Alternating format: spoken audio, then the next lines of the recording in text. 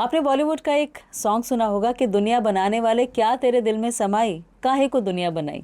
तो वाकई सोचने की बात है कि काहे को ये दुनिया बनाई, वो भी इतने दुखों के साथ बनाई कि पैदा होने से मरने तक दुख ही दुख। एजुकेशन का दुख कि एडमिशन नहीं मिला तो एक दुख होता है, नौकरी ना लगने का दुख, बिजनेस में घाटा होने का दुख, ईएमआई का दुख, रिलेशनशिप का दुख, किसी से शादी हो जाए तो दुख, शादी ना हो तो दुख, बुढ़ापे का दुख या बीमारियों का दुख, तो दुख ही दुख। तो बहुत सारी प्रॉब्लम्स है और ये सारी प्रॉब्लम्स भगवान ने भी एक्नॉलेज की, क्योंकि उन्होंने भगवत गीता में इसे कहा कि पृथ्वी लोक जो है वो है दुखालयम अशाश्वतम। दुखालयम अशाश्वतम मतलब कि ये दुख का आलय है, यानी दुख का घर है। जैसे पुस्तकालय पुस्तकों का घर होता है, हिमालय बर्फ का घर होता है, अनाथालय अनाथ बच्चों का घर होता है, ऐसे ये दुखालय है यानी दुखों का घर है। और अशाश्वतम भी है, अशाश्वतम मतलब कि टेम्परेरी है।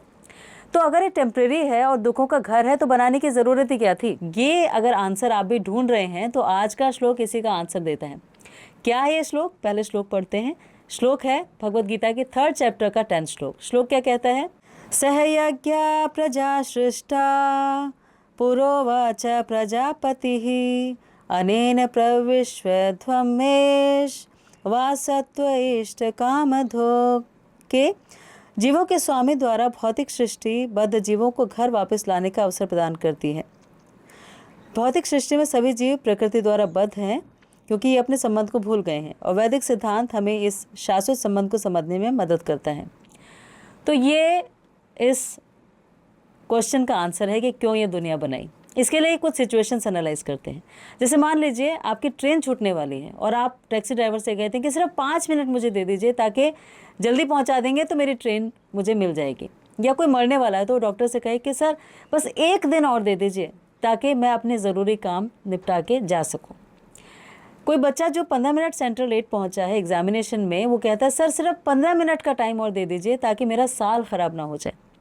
तो वो जो एक लास्ट चांस हम मांगते हैं ना कि हम उस सिचुएशन से बाहर निकल सकें, वही इस पृथ्वी लोक को बनाने का पर्पस था कि एक लास्ट चांस तुम्हें मिल रहा है कि तुम वापस इस धरती से और वहाँ पर आ जाओ जो परमानेंट है, जो सत चित आनंद है। यहाँ दुखालयम अशाश्वतम में मत रहो। अब वहाँ से हम यहाँ पर आए क्यों थे? वो एक परमानेंट एड्रेस हमारे पास था, लेकिन उसे छोड़कर हम यहाँ पर आ गए। क्यों आ गए? क्योंकि हम एक फेक पोजीशन में थे। फेक पोजीशन ये थी कि हम समझते थे कि हम क्यों सर्व कर रहे हैं, हमें अपने आप स्वामी होना चाहिए, सब हमें सर्व करें। जैसे मान लीजिए कई बार हमारे क्रिमिनल माइंड हो जाता है और हम कहते हैं कि बाकी लोग क्यों कंट्रोलर हैं, मैं कंट्रोलर हूँ, मुझे सब कुछ करना है। तो सरकार हमें जेल में भेज देती है कि तुम सुधार करके और ठीक ठाक होके आओ। तो वो जो आउट ऑफ बैलेंस हो गया था ना हमारा माइंड, उसको ठीक करने के लिए हमें इस पृथ्वी लोक पर भेजा गया, एक लास्ट चांस देकर कि तुम अपनी पोजीशन को फेक पोजीशन से रियल पोजीशन पे लाकर और मेरे पास वापस आ सकते हो। अब ये जो हमारी जिद थी स्वामी होने की, ये फेक क्यों थी? फेक इसीलिए थी क्योंकि स्वामी होने का मतलब क्या होता है? किसी भी चीज़ का स्वामी होने का मतलब होता है कि आपने उस चीज़ को बनाया हो तो आप उसके स्वामी हो सकते हैं, आप उस चीज़ को कंट्रोल कर सकते हैं, आप उसे डिस्ट्रॉय करने का राइट रखते हैं, आपकी मर्ज़ी से वो ख़त्म हो सकती है तो स्वामी हो सकते हैं। लेकिन हमने कुछ भी बनाया नहीं, बल्कि हमें बनाया उस ऊपर वाले ने। हम अपने आप को मेंटेन भी नहीं कर सकते, वही हमें कंट्रोल करते हैं, वही हमें मेंटेन करते हैं, वही हमें ख़त्म करते हैं। तो हम परमानेंट है ही नहीं। तो उस फेक पोजीशन में रहकर हम ये रियलाइज़ नहीं कर पा रहे थे कि हमारी डिपेंडेंसी किसके ऊपर है, हमारा सरेंडर कैसे होना चाहिए। और वो डिपेंडेंसी हमारी होनी ज़रूरी है, उस रियल पोजीशन में जाना ज़रूरी है, क्योंकि इस फेक पोजीशन में रहकर हम सुखी नहीं रह सकते। आप सोचिए कि हम स्वामी अपने आप को मान लें, लेकिन अपने दांत का दर्द भी अपने आप ठीक नहीं कर सकते, हम अपनी सांसों को अपने हिसाब से नहीं चला सकते। इसीलिए इस पोजीशन को समझना ज़रूरी है और अलग अलग धार्मिक ग्रंथ हमें यही समझाते हैं। तो भगवद गीता का ये श्लोक हमें यही तरीका बताता है कि कैसे आप उस परमानेंट एड्रेस पर वापस जा सकते हैं, कैसे अपनी जो पोजीशन है उसे समझ सकते हैं, कैसे अपनी प्रॉब्लम से डील कर सकते हैं।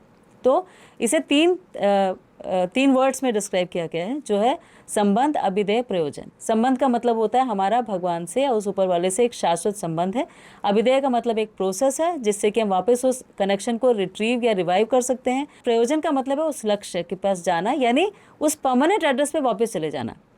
तो ये श्लोक हमें यही कहता है कि अगर आप इस बात को नहीं समझते हैं कि आपका संबंध है, अगर आप अपने उस फेक पोजीशन से बाहर नहीं निकलते हैं, तो आपकी प्रॉब्लम्स कभी ख़त्म नहीं होंगी, और ख़त्म नहीं होंगे तो आप उस परमानेंट एड्रेस की तरफ जाने के लिए सोचेंगे ही नहीं। ये आज के श्लोक का मर्म है कि कैसे अर्जुन इस बात को समझ रहे हैं और कैसे हम समझ सकते हैं। तो भगवत गीता को अगर आप एक लाइफ मैनुअल समझ के पढ़ेंगे तो आपके बहुत सारी क्वेरीज सॉल्व हो जाएंगी और आप अपने धार्मिक ग्रंथ को और अच्छी तरह पढ़ सकेंगे। ये एक बेस की तरह है। तो आपने आज के लिए इतना टाइम निकाला, इसके लिए आपका बहुत बहुत थैंक यू, धन्यवाद, शुक्रिया।